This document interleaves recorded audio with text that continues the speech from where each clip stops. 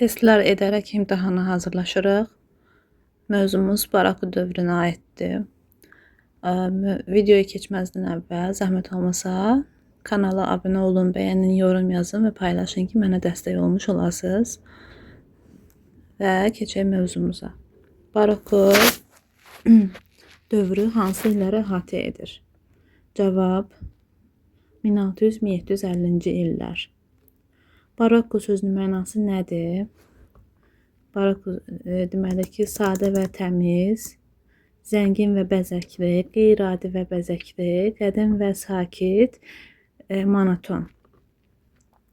Baraku sözü İtalyancada bəzəkli, qəribə formalı mənasını verir. Baraku dövrünün başlanğıcı hansı hadisə ilə əlaqələndirilmişdir? İlk simfoniyanın yazılması, ilk operanın yaranması, polifoniyanın inkişafı, klavesinin ixtirası, klasizmin başlanğıcı. 1600-cü illərdə İtaliyada ilk operaların yaranması Barakunun başlanğıcı sayılır. Baraku dövrü hansı bəstəkarın ölümü ilə başa çatır? Handel, Monteverdi, Vivaldi, Bach və Purcell. Cavab, baxın, Johann Sebastian Bach'dır. Basso continuo nədir? Vokal ansambl, rəqs növü, davamlı bas müşayiəti, tək səsli oxuma opera növü.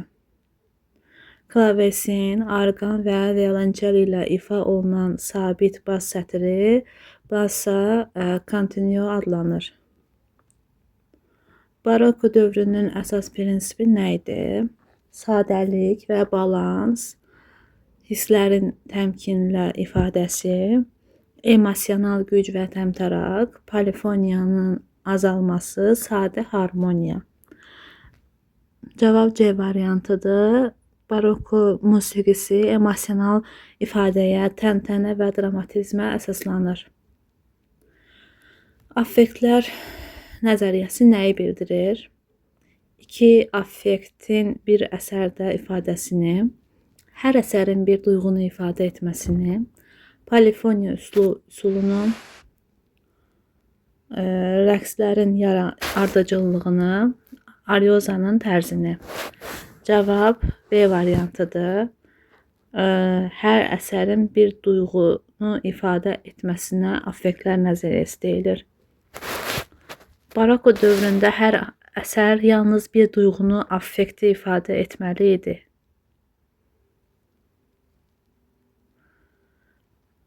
Orfey operasının müəllifi kimdir?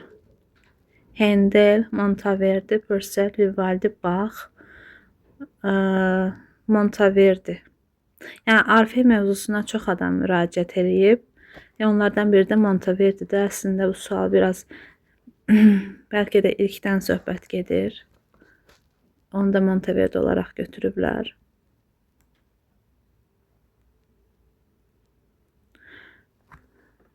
(1607-ci ildə operanı yazıb. Dido və Eney operasını kim bəstələyib?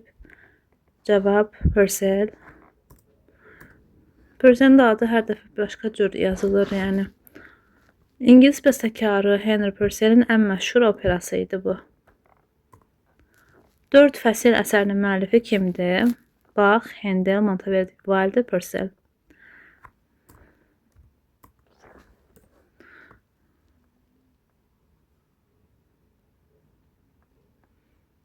Cavab D variantı Vivaldi.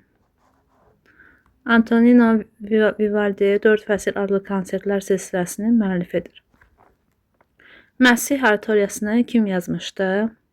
Bach, Handel, Vivaldi, Purcell, Monteverdi. Cavab B variantıdır.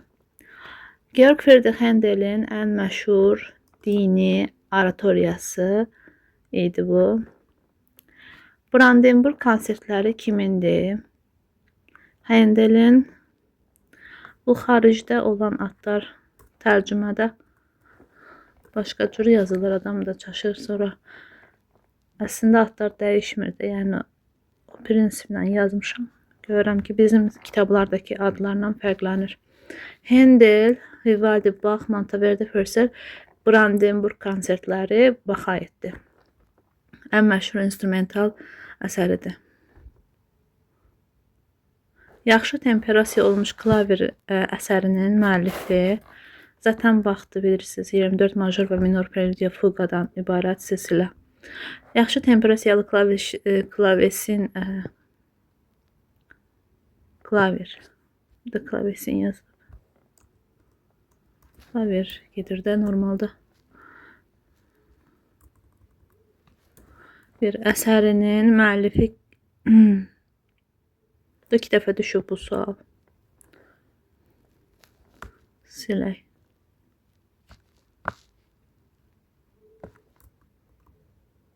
Baroko dövründə hansı tonallıq sistemi formalaşmışdı?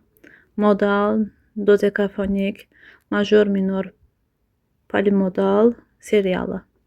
Cavab C variantıdır. Major minor. Dövründə major minor tonallıqlar sistemi sabitləşmişdi. Baroko dövrünün əsas klaviş alətləri hansılar idi?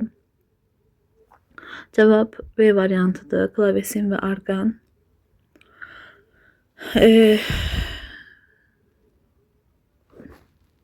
Bu terminin nə məna verdiyini soruşur.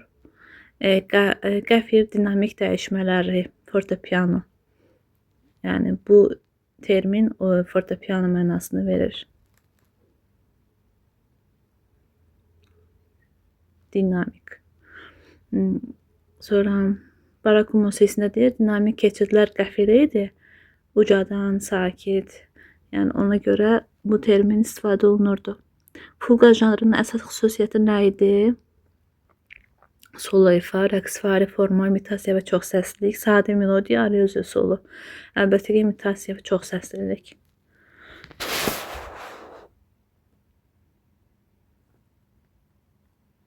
Fuqada əsas mövzu müxtəlif səslərdə təkrar olunur. Bu da polifonik forma adlanır. Suita nə idi? Rəqs hissələrindən ibarət silsilə. Rəqslərdən də yəni rəqs, bir neçə rəqsin növbələşməsidir deyək də, silsilədir. Allemanda, kuranta, sarabanda, jega. Bu da yazılmayıb. Kuranta, sarabanda, jega. Hansı janr dini mövzuda, amma səhnəsiz ifa olunur?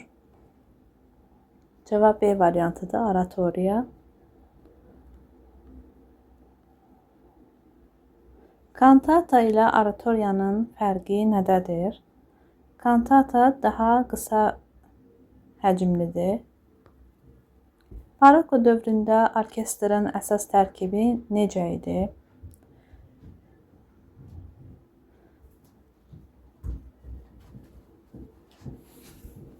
Burada variantları görürsünüz. Zurna və truba, simli və klaviş alətləri üstünlükdə idi.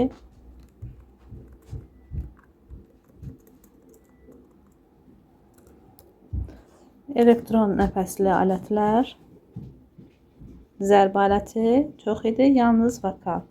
Cavabımız B variantıdır. Çünki baroko orkestrinin əsasını simli alətlər təşkil edirdi. 4 fəsil əsəri hansı janrda yazılıb? Konsert janrında yazılıb. Vivaldinin 4 fəsil əsəri skripka orkestri üçün konsertlər silsiləsidir. Si minor messası kimindir?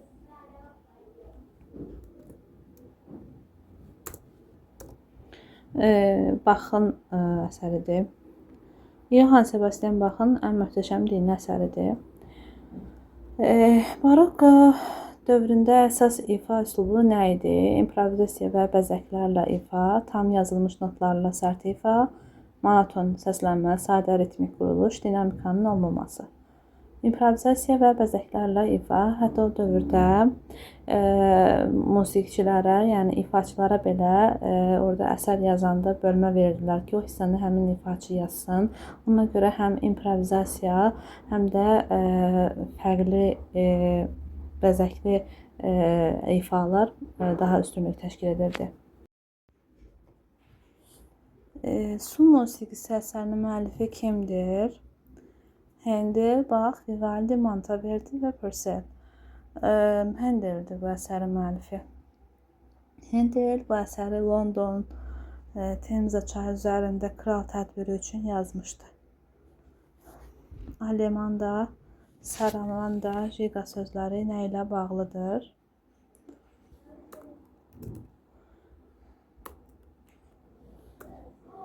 Vokal növləri, dini melodiyalar, rəqslər, konsert hissələri, fuqa hissələri. Rəqslər üçün nəzərdə tutulub suitan hissələridir. Aşağıdakı bəstəkarlardan kim Alman barokkosunun nümayəndəsidir?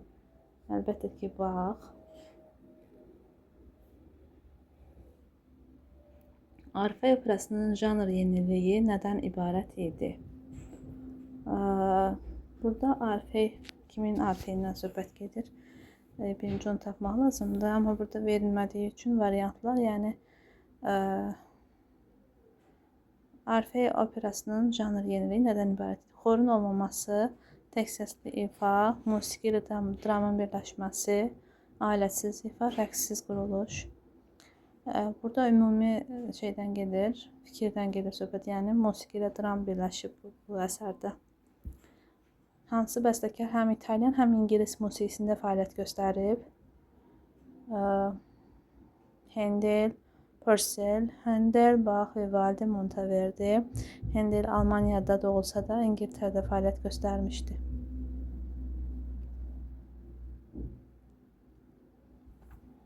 Barokko dövründə istifadə olunan əsas harmoniya növü nə idi? Xromatik, modal, tonal, atonal, seriyalı tonal sistemi əlbəttə ki. Barokko dövründə tonallıq əsas harmoniya sistemi kimi qəbul olunmuşdu. Preludiya hansı mənanı verir? Preludiya hansı mənanı verir? Giriş musiqisi, final hissəsi, orkestr variasiyası, dini, kütləvi mahnı, arioza hissəsi. Əlbəttə ki, giriş musiqisidir.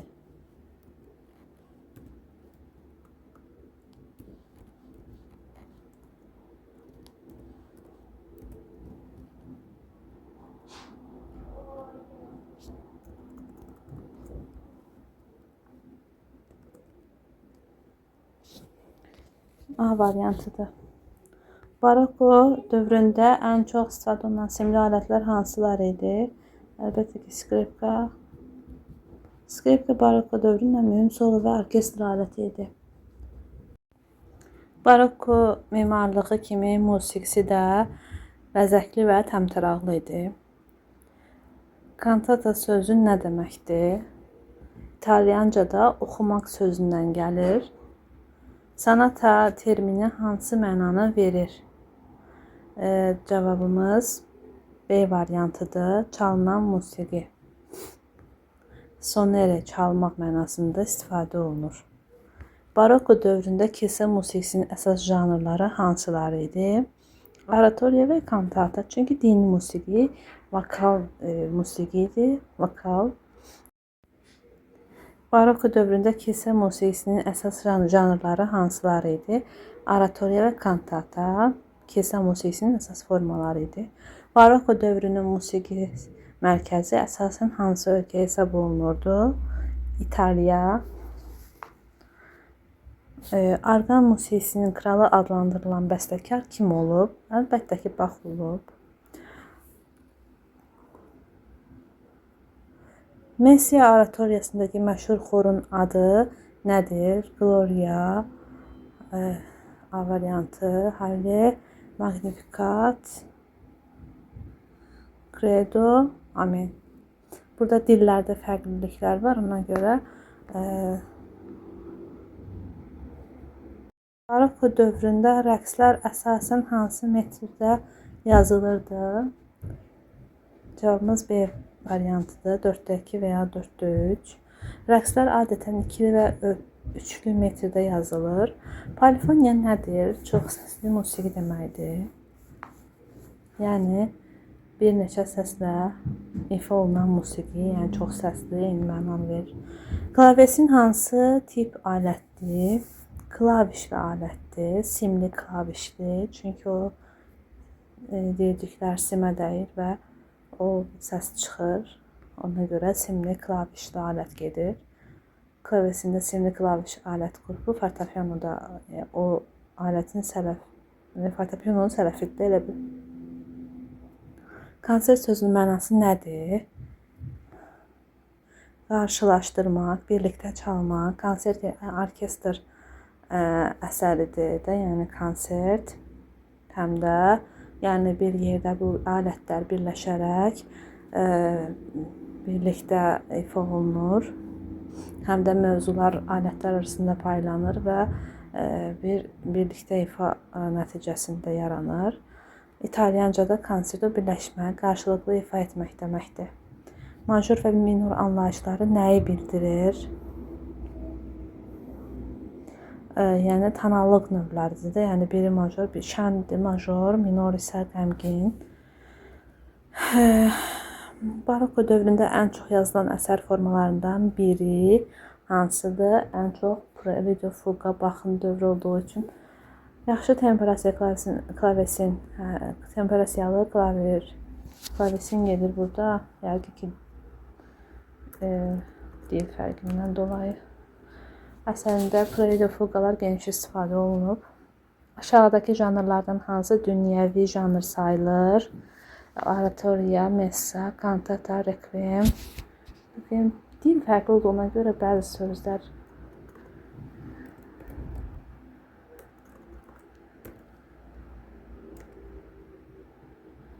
rekviem. Opera, yəni dünyəvi bir janrdır da. Barokko dövrünün sənət fəlsəfəsi nəyi vurğulayırdı? Emosional dərinlik və dramatizmi. Barokko dövründə yazılmış Magnificat əsəri kimindir? Magnificat oratoriyadır, baxındır. Latın mətni üzərinə yazılıb. Barokko dövründən sonra gələn musiqi mərhələsi hansıdır? Renesans, klassizm, romantizm, modernizm, impressionizm. Deməli ki, Renesans dövrü o barokkodan əvvəlki dövrdür. Hansı ki, əvvəl bu qədim şərq musiqiləri gəlir, musiqisinin tarixi gəlir. O hansı ki, Çin musiqisi, Hind qədim dövrdür bu. Sonra gəlir orta əsrlər dövrü. Sonra gəlir Renesans dövrü, sonra barokko dövrü gəlir, barokka. Ondan sonra gəlir klassizm gəlir, klassizmdən sonra romantizm gəlir, romantizmdən sonra impressionizm gəlir, impressionizmdən sonra da modernizm gəlir. Ondan sonra da bir çox şeylər var, cərəyanlar. Yəni klassizm dövrü əvəz etmişdi onu. Barokko bitəndən sonra. Baxın, bu Händelin, Gluck'un dövrü qutarandan sonra klassik dövr başlayır. Klassizm cərəyanı dövr deyim. Yəni Haydn, Mozart, Beethoven'in dövrü. Sonra Beethoven'in yaradıcılığı da Beethoven'in yaradıcılığından belə son dövrləri romantizm cərəyanının nümayəndəsidir əslində o da. Həm klassizm cərəyanının nümayəndəsidir, həm romantizmin. Yaradıcılığın sonu romantizmə təsadüf edir. O cür romantizmin o xüsusiyyətləri o əsərlərində görürük. Ən çox da bu sonatalarının 2 hissəli yazılması bunu yəni açıq-aşkar sübutudur. Ondan sonra da elə klassizm, romantizm, bundan sonra da gəlir Schubert'dir, Schumann'dır, Chopin, o bu. Yəni digər bəstəkarlar. Bundan sonra da impressionizm gəlir, Debussy gəlir, impressionizmdə.